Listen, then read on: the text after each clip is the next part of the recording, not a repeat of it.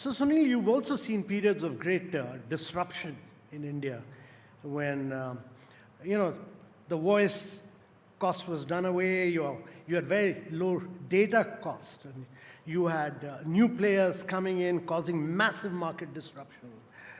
Those must have been very difficult days for you. What are the resilience? What was your strategy to meet that competition? Well, I wouldn't call it players, I'll call it a player. Because other players we could manage reasonably comfortably.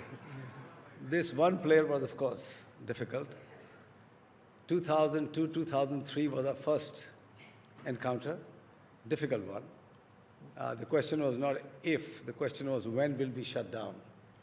And we came out of that with some difficulty. A lot of, I would say, bruises, probably deep cuts, but we managed to come out. Shift to 2010, when in a surprise move, the player picked up the spectrum. We knew the playbook. 6 years, you could see, because the launch happened in 2016 September, 2010 they got the spectrum.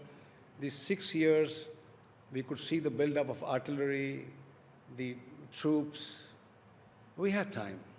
A lot of other people probably underestimated what was coming. We knew the power of the tsunami is going to be a tectonic shift on the plates of the telecom industry. And these 6 years gave us a lot of time to bolster our defenses. And when the tsunami hit, 8, 9 players just completely got destroyed. I think we stood firm. One of the reasons was we knew the game, we knew the industry. But I think if I have to put one single factor into why we could survive and others could not, was about our people. The talent in this industry counts for everything. If your people are motivated, if they were inspired, if they were charged up, it didn't matter who they were fighting. And when I was traveling across the country, at that time I was going from one state to another, almost all the time I was traveling, I could see it on the faces of our people. They wouldn't care. They will do what is required. And that is to serve the customer. And I tell you, if you have a team which is inspired, they can do great things. So the battle was fought in the marketplace, really? Completely. A bit in the regulatory area as well. Okay. Only a bit or quite a bit? Okay. So tell me, I mean, you suddenly moved into the space sector. You had this collaboration, you bought over Eutelsat, OneWeb, and from infra on ground to infra in space, and the world of satellites. How do you see the telecom changing in due course? You know, it's really incumbent upon you as a leader of the pack to continuously look at the shifts that are happening globally. Yeah. I was a part of OneWeb long years back, along with some other pioneers. Yeah. But I came out of it after 2 years because I couldn't see it successfully getting put together. And then we were invited again during the COVID time in the lockdown period by the British government to revive this company, to have a European, UK play in satellite, because you could see the satellite communication or satellite connectivity was coming through. Amitabh, the fact is there are still 2 billion people in the world who have no connectivity.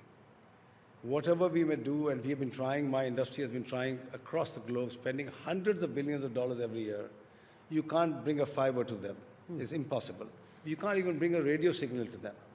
So the only way was through a satellite connectivity. But the geo satellites are at about 36,000 kilometers.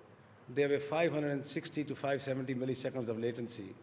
You can't give them today's product, which is video and streaming requirements, or doing all sorts of things, or real-time telemetry. You can't just do it on those speeds. You can do broadcasting very well.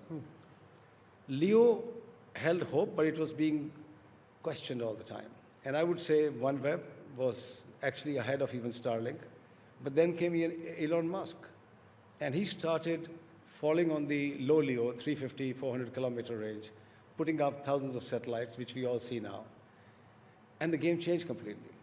So if as a telecom company, you don't move into the area where with, let's say, 20,000 satellites, call them cell towers in space, can serve the entire globe, you will be missing a very important area of defense. That was the reason why we went into space.